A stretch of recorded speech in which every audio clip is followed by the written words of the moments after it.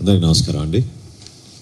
ఈరోజు జరిగిన రాష్ట్ర స్థాయి సమన్వయ committee, Janasena party, Telugu Desam party నాయకులు అనేక అంశాలపైన చర్చించాం.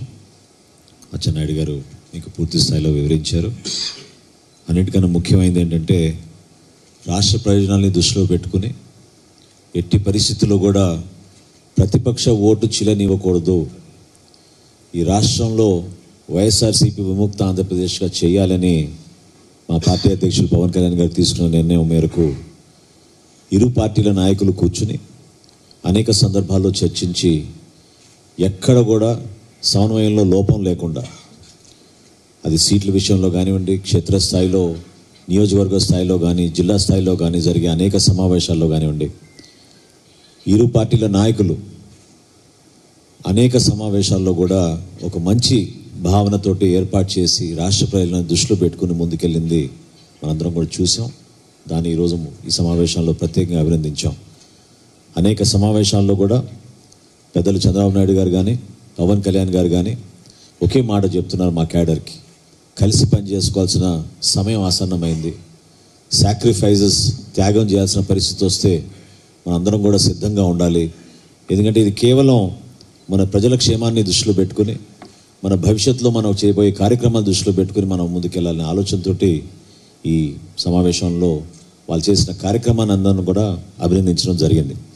28వ తారీఖున తలపెట్టబోయే ఈ భారీ బహిరంగ సభ ఒక అద్భుతమైన సభగా ఖచ్చితంగా రాష్ట్ర ప్రజలకి, ఎన్నికలకి శంఖారావంగా చేయబోయే కార్యక్రమాలు ఏ విధంగా సిద్ధమవుతున్న దానిపైన వివరించుకుంటూ ప్రజలకి ఇంకా అంకిత భావంతో పనిచేయడానికి మరొకసారి ఒక చక్కటి సభ ఏర్పాటు చేయాలని నిర్ణయించుకున్నాం.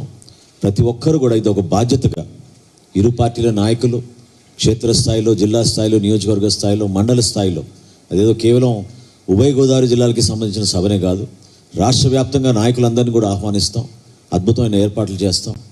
కనీ విని ఎరిగిన రీతిలో ఒక మంచి రాజకీయ సభను ఏర్పాటు చేసి ఈ విధంగా మన భవిష్యత్తు ఉండబోతుందనేది ప్రతిబింబించే విధంగా, ప్రతి ఒక్కరిని కూడా ఉత్తేజపరిచే విధంగా ఒక చక్కటి కార్యక్రమాన్ని ఏర్పాటు చేస్తామని సందర్భంగా తెలుపుకుంటున్నాం. అది తాడేపల్లిగూడెం దాటగానే జాతీయ రహదారిపైనే ఒక మంచి సభా వేదికని సెలెక్ట్ చేయడం జరిగింది.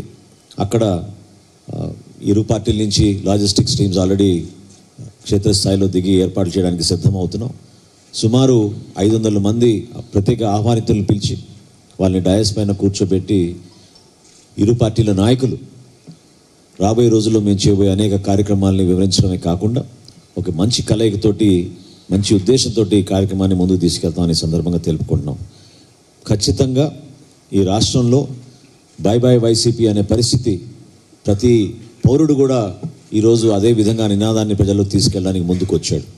ఆ వాతావరణాన్ని మరింత బలోపేతం చేయడానికి ఈ రాజకీయ కక్షలు, మీడియా పైన జరుగుతున్న దాడులు, సామాన్యులపైన తీసుకొస్తున్న మానసిక ఒత్తిడి, వీటన్నిటినీ కూడా ఒక 2 నెలల్లో రాష్ట్రం నుంచి వైసీపీ విముక్త ఆంధ్రప్రదేశ్గా మార్చే విధంగా మనందరం కూడా కలిసి పనిచేద్దామని, ఈ సభ విజయవంతం కావడానికి ప్రతి ఒక్కరు కూడా కృషి చేయాలని జనసేన పార్టీ తరఫున, మా పార్టీ అధ్యక్షులు పవన్ కళ్యాణ్ గారి తరఫున, మా నాయకులకు, జన సైనికులకు, వీర మహిళలకు ప్రతి ఒక్కరికి కూడా పిలిపిస్తున్నాం.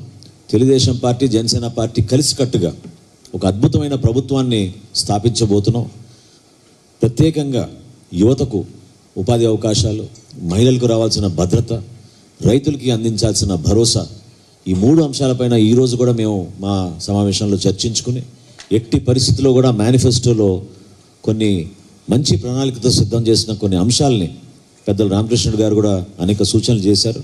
వాటన్నిటిని కూడా పొందుపరిచి రాబోయే రోజుల్లో ఉమ్మడి మేనిఫెస్టో కూడా త్వరలోనే సిద్ధం చేస్తామని ఈ సందర్భంగా తెలుపుకుంటున్నాం.